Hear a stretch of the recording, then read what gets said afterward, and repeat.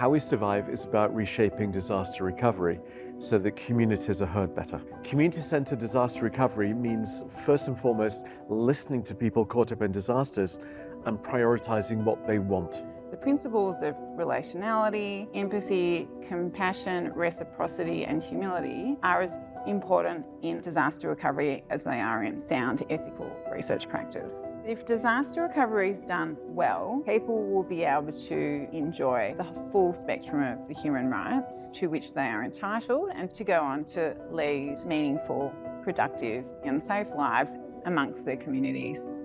Marginalised people and communities are almost always at the edge of disasters and recovery, and that's a global problem. So it's about engaging, being inclusive, about those on the edge, not being on the edge, being right in the centre. Our job in How We Survive is around making enough voices available to hear that. We've already mapped 1,000 voices over the last 25 years on our map of Australia. Go see it in HowWeSurvive.com. You can literally put your story up on our map and it will be there, and we will help to make a noise about that. When you get better at community-centred recovery, the whole communities are stronger and more resilient. This project's really important because the disaster sector has historically been a very top-down military-style approach, which can be quite terrifying for local community members, especially community members who've experienced forced relocation. How We Survive is quite different to other initiatives across UNSW because it is significantly more applied. We're much more connected in with the community,